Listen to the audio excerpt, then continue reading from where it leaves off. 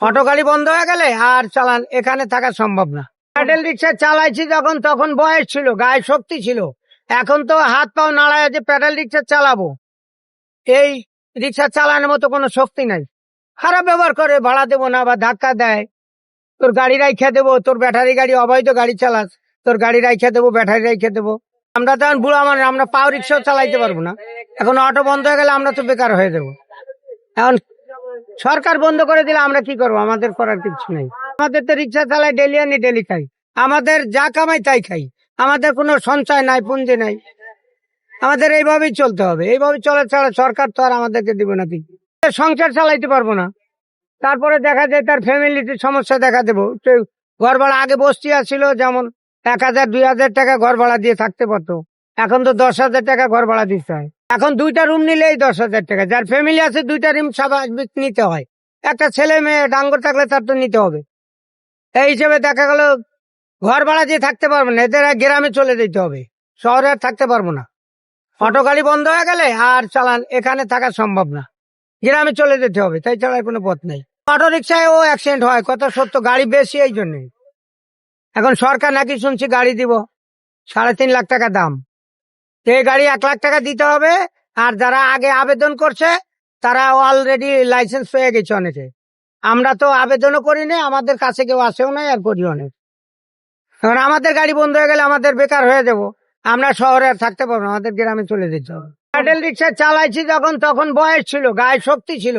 এখন তো হাত পাও নাড়ায় যে প্যাডেল রিক্সা চালাবো, এই রিক্সা চালানোর মতো কোনো শক্তি নাই। এখন শক্তিহীন, মানে গায়ে বল কম, এই জন্য অটো গাড়ি চালাইতেছি। এখন এইটা বন্ধ হয়ে গেলে আর পাও রিক্সাও চালাইতে পারবো না, ওই প্যাডেল রিক্সা চালানোর ক্ষমতা নাই। আর অধিকাংশ লোকে খারাপ ব্যবহার করে, এটার কারণ হলো রিক্সা অধিক অংশ হয়েছে, যদি ভাড়া 10 টাকা বেশি চায় বা খালি কমতাছে, রিক্সা ভাড়া কমতাছে। 10 বছর আগে যে ভাড়া ছিল এখন সেই ভাড়া, আগে 40 টাকায় 10 নম্বর যাওয়া গেছে, এখন 30 টাকা 20 টাকা হয়ে যাওয়া যায়। ওই যে ভাড়া একটু বেশি চাইলেই খারাপ ব্যবহার করে। এখন তারা তো বড় লোক, তারা শিক্ষিত সমাজ, তাদের হিসাব আলাদা। আমরা গরিব, আমাদেরকে বললেও এই পাশে দাঁড়ানোর মতো কেউ নাই, আর কেউ এটার প্রতিবাদ করার মতো কেউ নাই, আর কেউ করেও না। বাস মান অপমানি করে, কইরা ছাইরা দেয়। এমনকি অনেকে ভাড়াও দেয় না, ভাড়া না দিয়ে চলে যায়, যা তোর ভাড়া দেবো না, তুই কি পারিস কর যা। এখন আমরা কি করব? আমরা কি তার সাথে মারামারি করে পারবো? এইভাবে চলে আসতে হয়, এইভাবেই চলতেছে। বৃষ্টি আইলো বা অন টাইমে একটু ভাড়া বাড়বেই, 10 টাকা বাড়তি চাইতেই পারে, স্বাভাবিক। এখন এটা তো জোর জুলুমে না, আপনার কাছে চাইলাম 30 টাকার ভাড়া 40 টাকা, আপনি দিলে দিবেন, না দিলে আপনি অন্য রিক্সায় যাবেন। এখানে জোর জুলুম করে নেওয়া হয় না তো টাকা। অতিরিক্ত কে চায় আমি জানেন, আমার জানা নেই, আমি তো অতিরিক্ত চাই না। এখান থেকে 30 টাকাও যাওয়া যায়, 40 টাকাও যাওয়া যায়। 10 নম্বর খারাপ ব্যবহার করে, ভাড়া দেবো না বা ধাক্কা দেয়, তোর গাড়ি রাইখা দেবো, তোর ব্যাটারি গাড়ি অবৈধ গাড়ি চালাস, তোর গাড়ি রাইখা দেবো, ব্যাটারি রাইখা দেবো। ভয় ভীত দিয়ে ভাড়া না দিয়ে চলে যায় অনেকে। মানে কালচি রোডে পানি হয়, ওই মাথা থেকে ওই মাথা পর্যন্ত, কালচি পর্যন্ত হয় পানি। এই পানিতে দেখা যায় যে গাড়ি এক সাইড দেয়া চলে, গাড়ি তাতে আরো ঝামেলা হয়। সময় গাড়ি চালান যায় না, গাড়ি বসায় রাখতে হয়, পানি কমলে তারপরে চালাইতে হয়।